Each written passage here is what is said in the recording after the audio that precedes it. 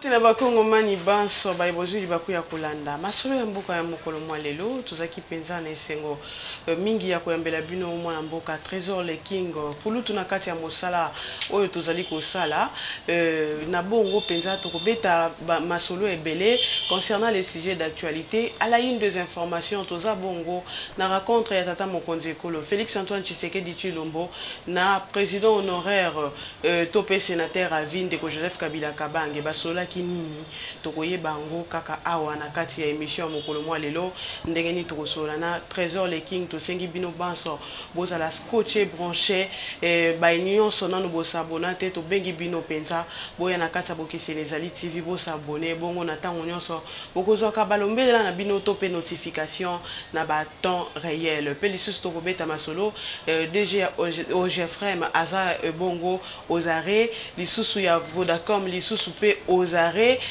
to ebite makambango ekokumba maboni to kobeta penza masolo ango na mwana mboka Trésor le King sans plus tarder pesa biso passage to salut invité na biso mokolo mwa lelo bongo tokota na mozindo ya masolo na biso mwana mboka mbote na yo yenge matondo ingeta losako na mibali ya bwania po losako za kakri ya bwania na ebike pa masese ebele ebimi na bandako esika mibali ba pesa nzamba mokili nzambe oyo akela biso o apesa biso mboko Kongo to senga yo kasi yo pesa biso yango tala ba Kongo mani moto bokoloba bakabwana na moto mekasi bako kutana na moto bako fande sika moko soki moninga lobi akutana balobi oye na ye bakutana bamboka oyo ko boma biso mokonza mboka lobi akutana na bango nzambe mokeli yo lobi nini tikete maloba o tokoloba ayekota na motema ya bakongo mani babundela lisu bato teki dialelo ekufa meto bundela Kongo ingeta matondi mingi mwana mboka ingeta na yo pe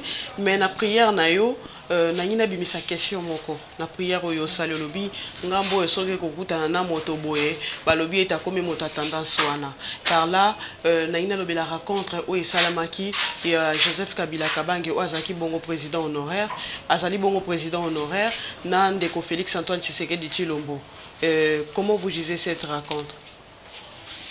Toutefois, rencontre nyonso ezakaya kulutu mfumu Nkolo Congo Félix Antoine Tshisekedi Antoine Félix Antoine Tshilombo wa famille Tshisekedi et la kisaka na ba congolais que to fungola miso to tomba matoke liboso et ko la kisana ba congolais que ndeko na biso ton kulutu na biso oto ko benga mfumu kulutu Félix Antoine Tshisekedi ezana moto moko esengeli na ye akenda ko pesa ba rapport ezalaki kokutana te ezalaki kopesa ba rapport te ezalaki kokutana pona okato maloba te pourquoi parce que ba pesi menu ya lisolo basolo leli basolo makamba nomination ya deux juges basolo li makambo etali ba élection ndenge ni ba ko contester que mwana mboka konsa malonda akamba senité ba éclaircir ba pesi éclairage. Moi je pense que ezali na bandeko o ba dialelo balobe ezali milliard so pa bazaka na ba numéro ba téléphone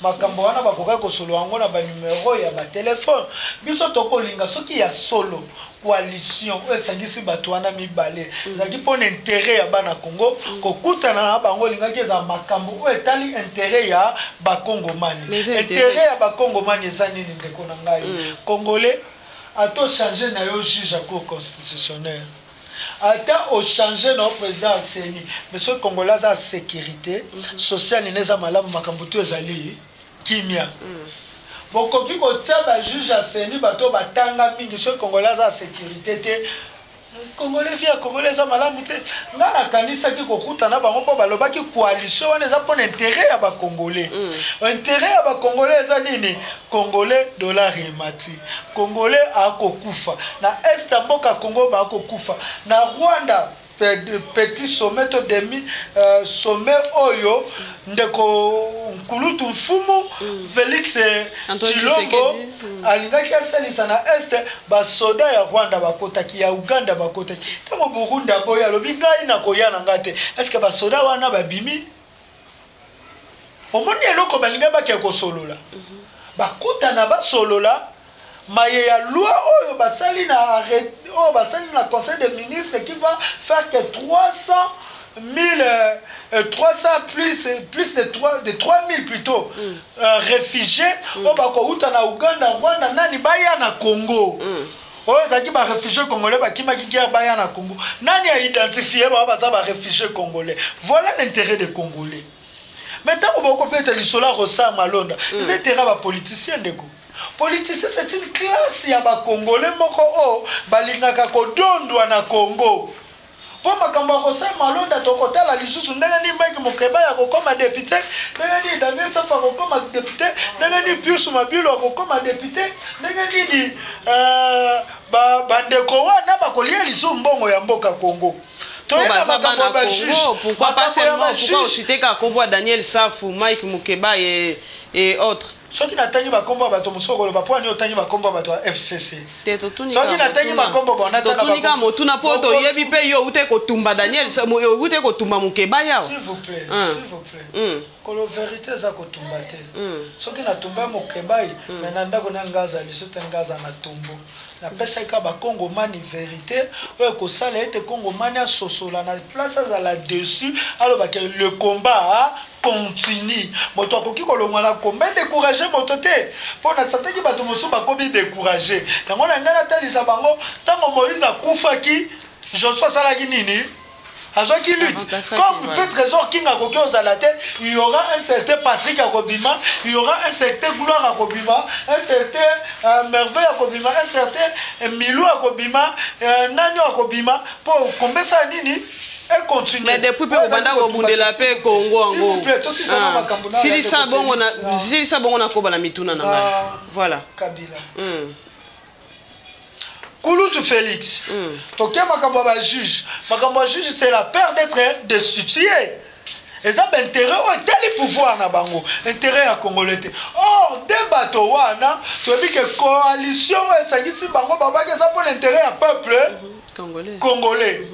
Yango to koloba tango bato bango bazui pouvoir et que terra peuple exact c'est la constitution article 64 bobi bato bazui pouvoir na pas force to ba ko exercer yango sans kolandela ma respect à constitution et c'est que le peuple congolais tenir na nini na échec donc il faut tenir bato bango na échec d'accord tout na bande kwa IDPS Kabila, toko bima ebele, Kabila ba désarmé, Kabila kotambo sous na cortège te, ne koyosa ki na boulevard te. Kabila tambola na jeep na moko. Lobi kuta sali entrer na Sénat awa pona ko inaugurer session parlementaire mais yinda ki makasi yeme to ebita ko gouverner ou comment. Mais noko lo baka noto banana na cortège. Oui, lo bana tsela, lo bana. Mais nous sommes dans quel pays? Dans quelle forêt? Donc tout le monde est président, tout le monde est chef. Mais peut-être que l'ongo n'y a pas de passation pouvoir pacifique quoi. Ça peut-être moi reconnaissance pouvoir pacifique ça désordre te na Kazamboka. Moto toi kokoza na Sodan et moto toi kokoza na cortège na ye bino bobi misaka ba information le côté ba désarmé kinga kati ba désarmé. Mais quand même ça sénateur à vie akoko kotangola na quelque chose te. Tala nga toko salela makambo za na constitution. Et si quand na constitution ba lobi que un sénateur en vie il faut tambola na cortège. Andeko soki lokola bato nyonso soki kengo wadondo akotambola na cortège te bo Kabila faut tambola na cortège aza pe sénateur malgré ya uti kozala président de la République mais tango azongi moto lokola bato bakongolais nyonso soki lelo oyo ndeko Félix pa alongwa na pouvoir ye pe cortège soki tozwi 5 présidents oyo balongwa pouvoir bakenda donc tozwi 5 cortège na mboka oyo tososola ko tokokei wapi ndeko. Quand on dit que Kabila donne des instructions, on ne peut jamais prendre des décisions. Si vous prenez des décisions sans Kabila, après il faut aller rendre, il faut qu'on repasse à contre-rendre par Kabila. C'est peut-être ça qui on a denga ma bête. Dans ton contre, le Congo, Félix Antoine Tshisekedi Tshilombo Kabila, na Joseph Kabila président honoraire, qui vont couper ça va contre-rendre. Oui. On a eu. Mais Congolais n'y a évité pour attendre un téléphone. Que Félix a comme contenir rigueur. Fachi béton. État des droits aussi. Kabila ma maçon. Kabila ma maçon. Fachi béton. il faut chaque fois béton et que de koyebisa maçon ko na kotonga mamalamu to na kotonga mamalamu te yango to komona na misu onyoso soki azalaki moto mosusu azalaki trésor king akota na kabila babi trésor king ndani ngazongisa te lobela kaka ndeko Fayulu ndenge basanganaki na mwana mboka Théodore nde batraitaki asa muta FCC wana etalinga te makambo ya Nkulutu Fumu Fayulu etalinga te okotoyaka ye tomonaka pe quand même koko ngala koki osolo ano mais soki toza komba moko te eza komba moko te yo nalamuka boa komba moko te biso tozalaki na combat soulèvement populaire ntango komi ya nini ya réforme d'institution biso tobima komba totikala na komba ya article 64 trésor king abundela komba ya article 64 ntango kufumu Kulutu Martin Fayulu akozonga na dynamique au politique ezali soki azongi na komba ya article 64 totia babasi toke na soulèvement populaire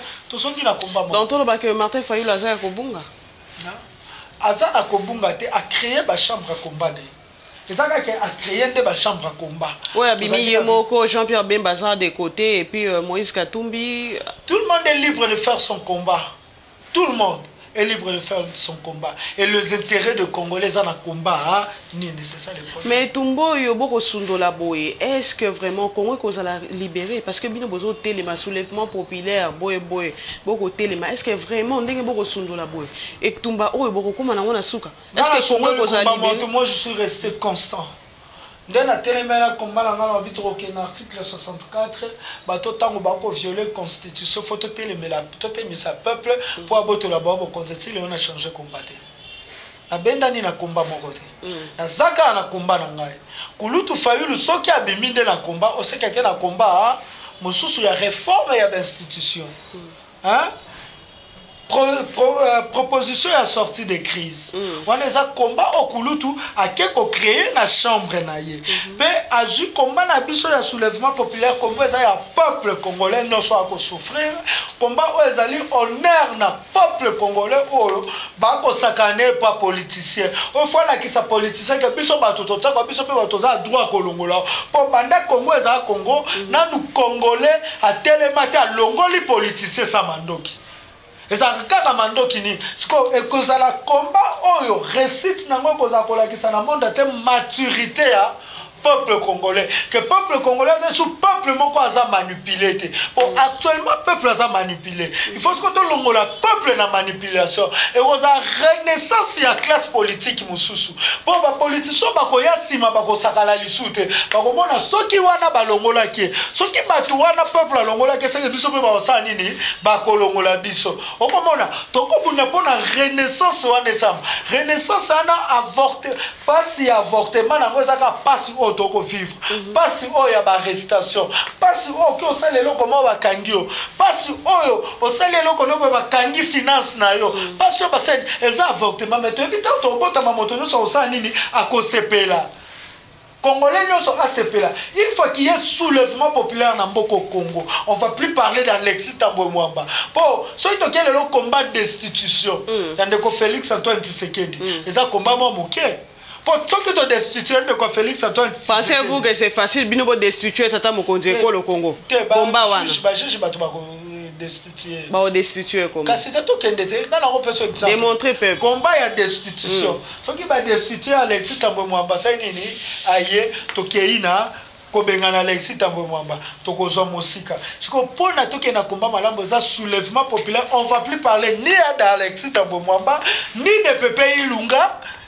Ni de Félix Antoine Tshisekedi on chasse toute personne dans l'institution de reprendre tout à zéro. Mwana mboka malembe tolelaka bongo ke Congo lelo yo ezala récupérer par mwana mboka moto akokamba Congo azala 100% congolais. Lelo tozwi chance ya kozwa Félix Antoine Tshisekedi Tshilombo étant que président ou azana nationalité douteuse te bolingi lisusu bobengana ye. Problème ezali. Quel moté mama? Problème ezali ndeko Félix Antoine Tshisekedi. Azali pour soi même onkoyi o eza Rwanda lati. Nandeni. Talaka makambo sommet ya est ya mboka Congo Goma. So tozu Goma, tozu na nini ba eza na Ituri okomona ete ekangami eza ba bisika o ba massacre soto lo ba 6 millions de morts eza ba bisika wana ndezaki mais ndeko Félix aya lobi sommet na koyamba batu o ba boma ba Congo na wapi e ba Kongomani na Goma batu ango nami Kagame Museveni na président Burundi to yamba bango wapi na Goma mais oyebaki bitu ya sommet wana te okosilisa nazo recadrer ba conflit à frontière mais bayoka na bayeba bisika mabe ko huta pour mettre fin au conflit s'il vous plaît ndeko na ngai un mususu boza na problème d'information sommet wana balobaki te ke Congo Rwanda Burundi nini yoka te eza sommet au Congo organisé pour yokanisa Burundi Rwanda na monoko na Uganda te bango wana trois to ba yokana ngana yo to yebi ete eloko eko sala ete ba Rwanda ba yokana te zali sous sol ya Congo ezali bomengo ya Congo ba Uganda ba Burundi ba Rwanda eloko eko sala ba kabwana ezali Congo yo deja mona moto alobi ke no to kende to yokana yokanisa bino po boyibanga malamu. Problème à Congo, c'est que pays à Libanda. Problème à Congo, c'est nous organiser intérieurement. D'abord, l'armée, les moteurs, les forces du pays. Cette armée doit être forte. Cette armée doit être identifiée. Tous en affaire d'essai, l'eau comme Makassi. La carte affaire d'essai, c'est une infiltration à Makassi. Yo karate commandant moko ya faire des akufi mais ba rapatrier nzoto na Rwanda ba ndeko ba ki olele na Rwanda. Ndeko.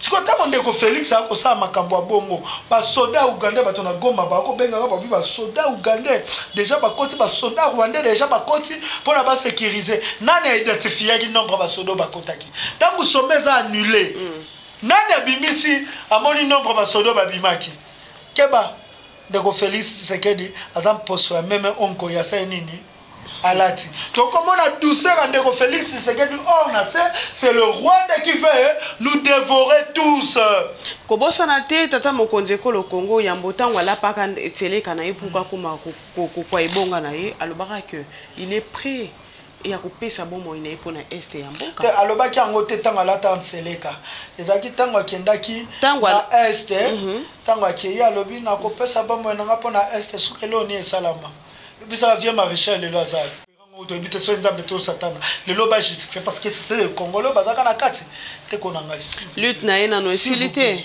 mandat na epe na no esilité OK s'il vous plaît il y a un président qui est venu après avoir compris qu'il a trahi le peuple congolais a terminé le peuple congolais tout s'organiser interne pour to bengana baguna Mzee Laurent Désiré Kabila à côté la biso ba Rwanda te na lobby après avoir compris que a trahira qui ba peuple congolais na koyaba na ba Rwandais qu'est-ce qu'il nous a demandé to bengana ba Rwandais kaka n'époque Mzee Laurent Désiré Kabila wana to kanga ba Rwandais les Rwandais ont été brûlés vivant mais eko ça la paix eko ki ko ça ngape na recadrer au kaka après combien d'années est-ce que Kabila fanda ki c'est lui bané to ko 2 ans kaka na une année ya ndeko Kabila to na 2 ans ya ndeko Kabila to mona ba conteneur azotika ba semoule social à ba congolais déjà ça la nini échangeaka ndeko na ngai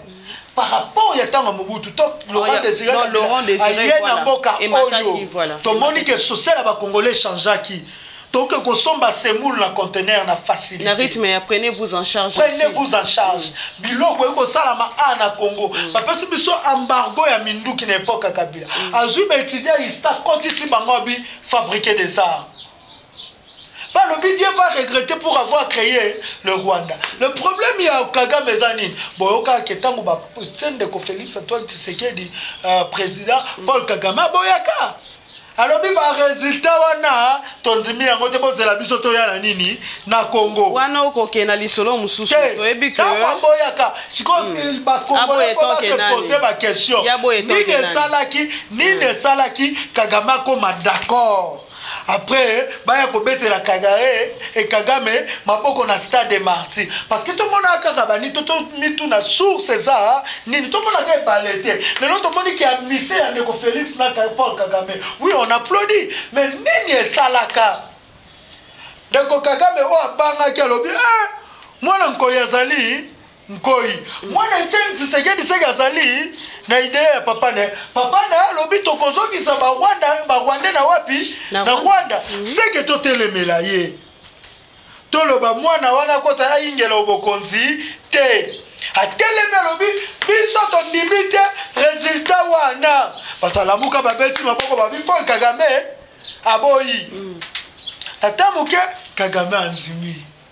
Kagame est devenu le parrain de Félix Tshisekedi. Ce qui est plus grave, na stade de martyr, les bosso ya cercueil. Oh balobaki ezaki cercueil papa Etienne Tshisekedi. Oh bino doutakati lelo ke ezaki nzoto papa Etienne Tshisekedi te. Kasi bala kisebiso preuve. Bala kisebiso preuve ke nzoto papa. Les bosso ya cercueil. Oh balobaki ezaki cercueil ya nzoto ya papa Etienne Tshisekedi. Pour ça ezaki nzoto ya papa Etienne Tshisekedi. Eloko wana ngesa mate blasphème contre Nzambe ya Congo.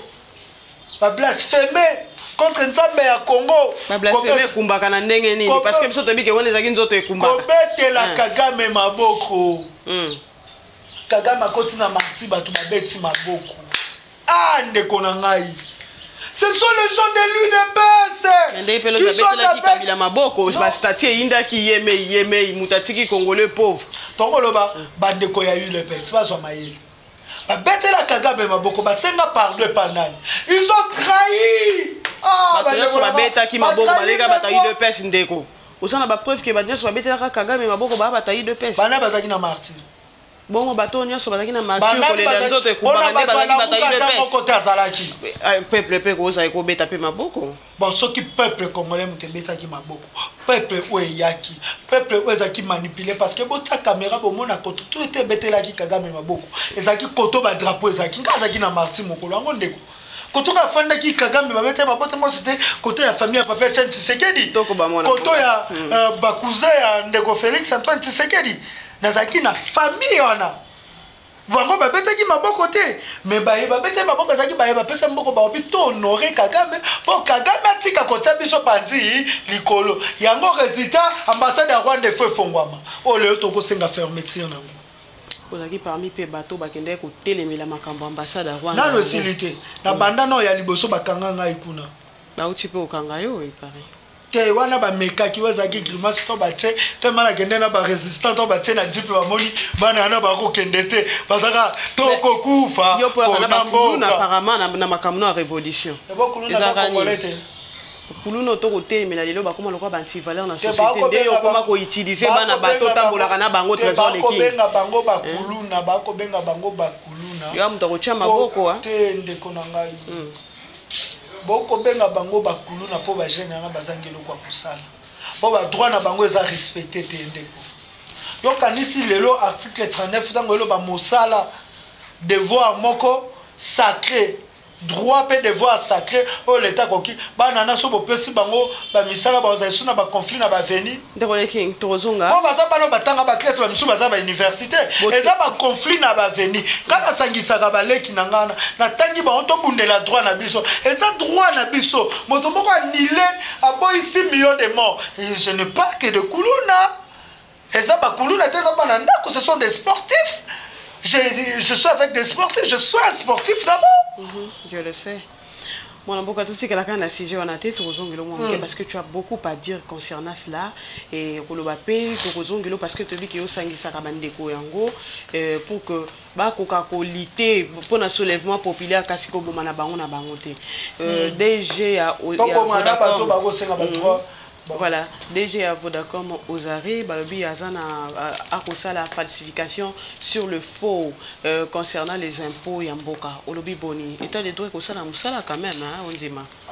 État de droit, état de droit, comment on sait la moussana Namboko, c'est que les juges, comme indépendant. Justice est comme indépendante. Si le justice est comme indépendante, ce qui n'a pas mis qu'il a poto ba votaka ba juge.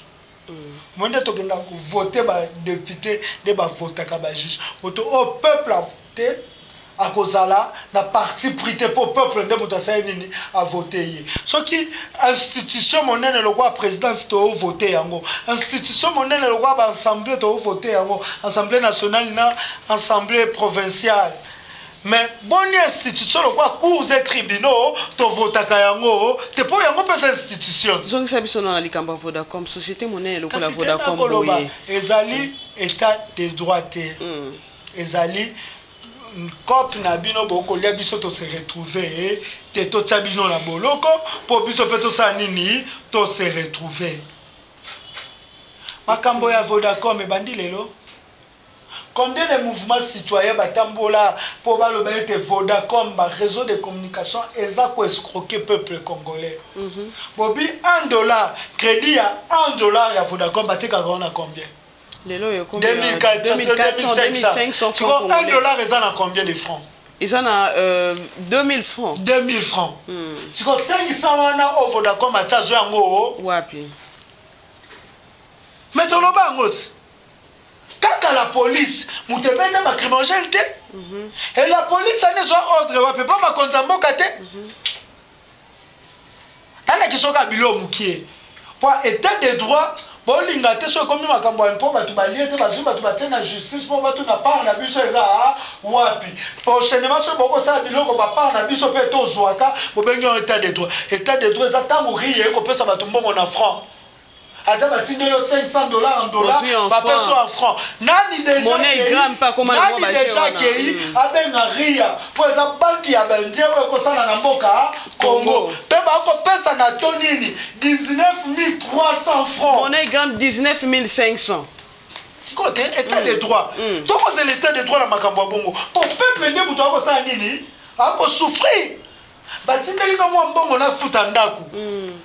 Oh, bato mawa ya poto bakabola kabiso bandeko dreyo oh babiso bafinga kabiso babola tondima mobola poto kota na komba mboka Congo po so tozaki na kidialelo na ba parti politique tongato koma babola te po bato lokwa babiso ba trésor qui ba parti politique sollicita kabiso c'est pas pour rien ça na kata mboko za courage et combat ça te que toleka une personne za kata mboko za courage na kombo to sala ba parti politique fandi eta loka la musika.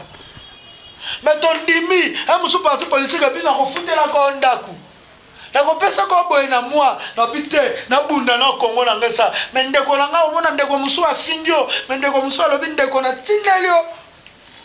$250 refouté ta chambre non oyo la le la. Bandeko batala rabiso de basunga rabiso. Si quand on a ke wana ko pesinga ngona franc. Na 19300. 193 000.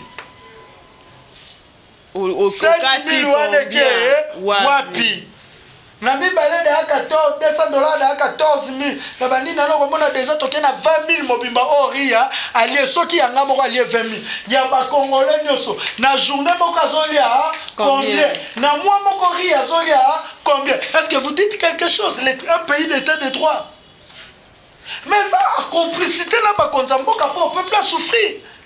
Mais d'abord, comment ma pour moi que tu se retrouvé mon toi Golia, tout Kanaba, tout comme ça peuple congolais qui était de droit comme ça là. Makambunango 500 francs, 500 francs, $1 à crédit à Vodacom. Nous sommes combien de Congolais? Yo tsaka crédit, nga tsaka crédit. Namboka ya 100 millions d'habitants. Ceux qui attendent ça, 5 millions. Baza abonné à Vodacom. Abonné à Vodacom. Na abonné à Vodacom, on a 1 million. Basombaga crédit $1 tout ça calcul moi ya muke bobo 2 millions basombaga crédit ya Vodacom il y a $1 par jour na 2 millions na basombaga crédit ya Vodacom il y a $2 par jour tout ça sur 500 francs au baba za likolo fois 2 millions tout ça à combien bon belé makasi au moins ba millions de francs congolais koké na libenga ba to Vodacom est-ce que ba okanga pour na ben poto ba okanga pour na mbongo ba congolais ba kolia. Pour nous, on a 500 francs. Mais il y a des Congolais. Il y a élection, il y a beaucoup de Luka. Et voilà. Oui, mais ça fait Vodacom, ils sont à 500 francs, 500 francs, il y a une élection. Mais vous avez une élection. Mais vous avez un individu, il y a un go. Beaucoup de gens mais ceux comme la ville, il y a des bonjour, état de droit, on va porter un zoba, on tient un go liboso. Tango. Bato ya UNPS, ba parlementaire de Bukaso Gilles, ako finga mama Janine Mabunda. Yo lingo ko de la Janine Mabunda. Te na ko kota te mutu nyoso za na droit na ye. Un pays d'état de droit lobby, moto to za na droit yako ya vivre na droit na ye biso to kena ambassade ya Rwanda to bi il faut to kanga verser carré ka to bete ta ambassade ya biso biso ni lokola za sol congolais a droit to protéger ye et bon pe Janine Mabunda aza pe na droit na ye soki kutu Rwandais o bomi génocide o incité génocide bomi to za droit ya ko protéger ye et bon Janine Mabunda ne boza pays état de droit boza droit à protéger te bon ko finga Janine Mabunda pour combiner ça maman et famille état de droit au salaire Alexis Tambumamba a traité moi si à Batou maman bijou na kati ya sabe ba propos atena état de droit salaire babi ceux qui bokangi Alexis Tambumamba baza moto a pamba te paralysé te baza ba paralysé te babaki sans côté les mali soutien na Congo sans pourquoi beaucoup pour état de droit buso bande konangai tanga moto oloba suma kambo état de droit na buzoba na bino na état de arrestation na buzoba boko sana ko beta moto mbata mwana mboka ndeko lelo ko ignorer état de droit ni ça ma premier comment directeur ya cabinet ya tata mokonzi ekolo akangama to moni pe état de droit salami quand même bato bazaki ba intouchable bandeko ba Henri Magique lelo ba kopema na prison Henri Magique pour la nita Henri Magique azaki na bonne relation na Shadara kangama ate jour à Téléméli Shadar habite la Libanda pour te yeba ba misala bato basala misala za wa après 3 jours 5 jours bakangi to ba ki na philosophie commence Henri Magique akangamaki pona outrage chef de l'état sima bala kisa biso plainte ya Henri Magique ebimi na sima Henri Magique bafunda kana parquet nini po bakangi sous cette maman makala na parquet nini Henri Magique bafunda kana quand même directeur ya cabinet Simba mi asa na prison 20 ans état de droit yangwana pavillon nini azali Vital Kamerhe ala centre nganda wako bela te mwana mboka edi kapel na bela te ka Vital Kamerhe nda bela moto akote cachot depuis 2001 si le lo zaka na cachot edi kapel 19 ans na cachot et anticorps les aba soldat pona yo Vital Kamerhe ki wapi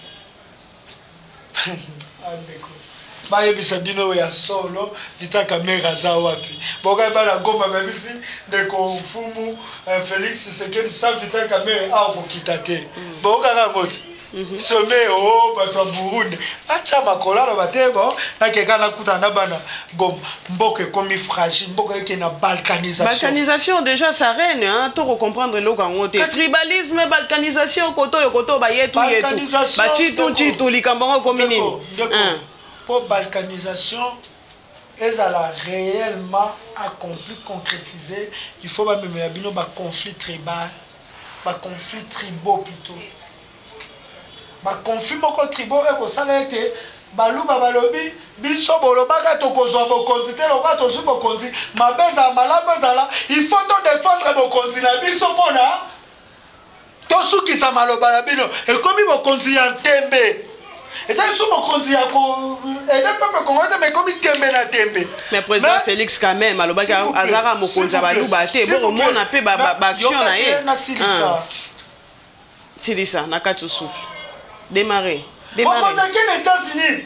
Alobi na Kikwiti baboma bandeko na ngai o bazana tribu moko na nga po bazana tribu moko na ngai message wana eza message ni tribal te wana Martin Fayulu m'a dit non ndeko Félix Antoine Tshisekedi dit que vous information vous informez il a dit ça en Amérique na Kikwiti baboma batu o ba ko appartenir na tribu na ngai eza message nini tangu yo za président ya mokili mobimba tangu ndeko Félix Antoine Tshisekedi abimi président yo zalaka na IDPS pendant 5 jours banzembo anine bando beta kuna mutu ashi ndeko il faut qu'on la dise que Congolais toi au pouvoir to beti bambala to beti for exemple to beti baluba to beti bambala to beti bayanzi to beti ba Congo to beti ba Swahili to beti to ko la dise que pouvoir ya peuple pour to ba ki un Congolais de mutu à la place wana mais bato babeta nani les limba bato babeta nani Mike Kalambai bato babeta nani Bill Clinton mabeza to silisa que tokola qui que tribalisme c'est siko tribalisme korenye soit micro balader qui ta na terrain tout na ba tout tribalisme ou tu vois le tribalisme eza quoi ezo ko profiter na bato baza na pouvoir pour baloba ete ba ko menacer bande ko na biso ba ko tinda bato basa n'importe quoi pour baloba ke ba ko menacer bande ko na biso bon battre la pouvoir oyo la biso pour baloba ba ke baluba ba ko zo pouvoir te comme pouvoir ya bato. Oh, nous avons des vrais loubakinois. Oh, Makambouana va kota nangote. Comme le président Félix aussi, il y a kota Makambo monté. Ah la Gizani n'a pas directeur à cabinet. Bon qu'il y a cabinet. Bon qu'il y a cabinet. Batou bazui bourse. Batou bazui bourse ya première dame. Chiteya, Chilonga, Chikambi, Chimami, Chipapi, Chibaba, Chibonda. Chibukele. Ok. Chibukele. Comment ça chi? Aussi valeur à combo na yo. Chitetila.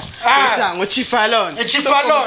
Ezango mwana mboka tika message à division. Sangisa Congo. Sangisa Congo. Pour toi sangisa Congo, il faut pas alors on a discours ya ba homme politique. Ba lo wa ke toko défendre batu moko bo pone ekolo. Mais tout défendre pour na Congo. Pour biso to lingi tribalisme te. Quand le temps on a créé l'ambassade à Rwanda nobi, na ko bunde bande ko na biso est ngaza muungana. Ya bandundu. Le temps nobi na ko bunde bande ko na biso est. Tant nobi que discours ya président Martin Fayulu a pensé qu'il na s'intéresse à qui discours au peuple bande ko zelaté. Président élu Martin Fayulu, au même peuple, on a pas beaucoup Banzela. Quand on a débat, Moussou Eli, président en exercice, Félix Antoine Tshisekedi Tshilombo quoi exercer, élu ya wapi po tisiko après ta serment wapi to monate, ça c'est un faux débat. Trésor Boukele to chité na question du Soussou, DG bon exercer le pouvoir. Merci. Problème est ani namboko le président Tikangana Koba Tikangana Koba na motuna si batu moko boy pour le mona ka ke ngana lo bakango au effort soko kangana outrage au chef de l'état premier loko ezala to banda ko compter parce que ba violer loi électorale ezali ko compter résultat bureau par bureau. C'est qu'il faut qu'on ait une dame qui a violé la loi électorale pour qu'on ait un outrage au chef de l'État. Le lieu comme le lendo, outrage au chef de l'État. Outrage au chef de l'État. Tout ce qui est en question parce que la télévision est en Gonga, nous avons un peu du colo, le tombeau qui est l'émission Mokola, le on comprend. Déjà, Geoffrey m'a encore interpellé. Comme il dit pendant que vous avez interpellation ou comment? État d'arrestation, on a un état de droit et à solo et Mboko au Congo. Qui veut dire eau potable, tous 8 na pompe, Bakangi, DG à régie des eaux. T'es la bilo qu'il faut battre. C'est un malé malé mbete. Ah, déco. On dit maté pourquoi? On dit maté. Oh. Ah! Ah!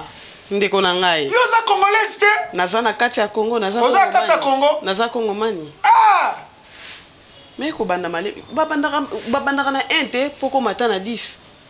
Kamba la mabo. État de droit, il faut d'abord intérêt à peuple congolais. Tango ba oke na kokanga ka batu, ba bakangi ka mere po na mbongo mbongo ani zongeliwa.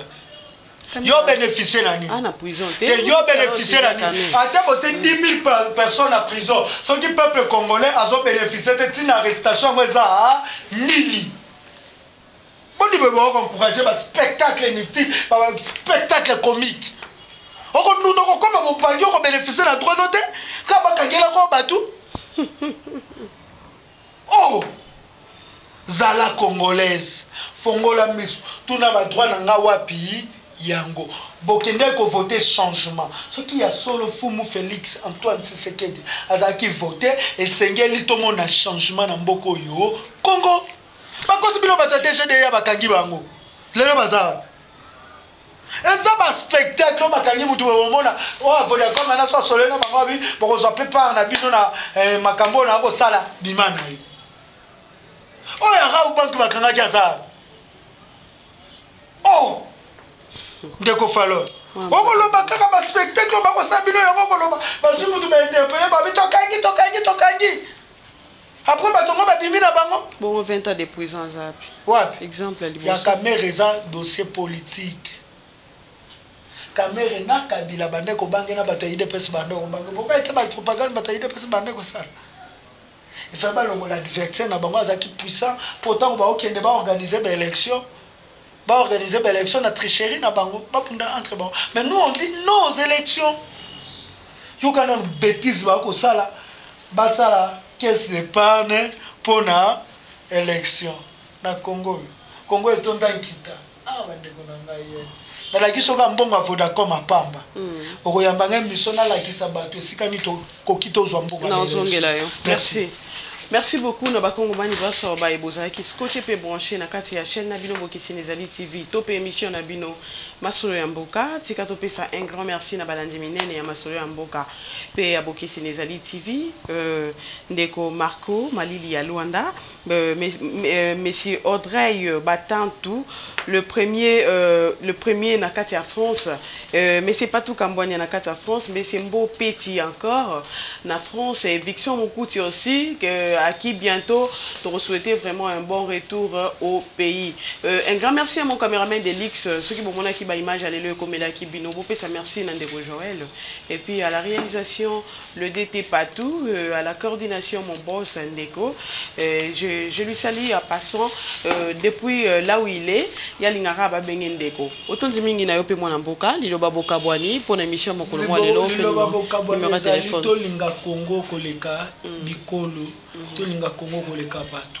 soki ya solo to tsebi bolingo Congo en avant to kotanga ka lisu ba komba bato to leka lisu pour te défendre bato mais pour te défendre Congo na bande ko na biso ba ko souffrir so ba violer droit ya moninga na congolais e ko sala o passeport telemi au bundi to bunda na sima ba politicien te pe ba ye bazana poto bande ko na biso ba résistant ba combattant botika combat ya ba critique critique à la moza so yo passé nation o la kisi muto esika yo o sali bote sengeli o sala boye yango critique à mala numéro na 00243 82 381 18 51. Et voilà, merci beaucoup. Votre demi na mwana mboka trésor les king nato ya disponibiliser qui pour que to kwa koyamba une émission Masolo ya Mboka mokolo mwa lelo. Matondi mingi pe lokola na campagne d'élite na ngai mwana mboka Rachel Gikanji et tokutani mbala sima na émission ezali koya. Au revoir.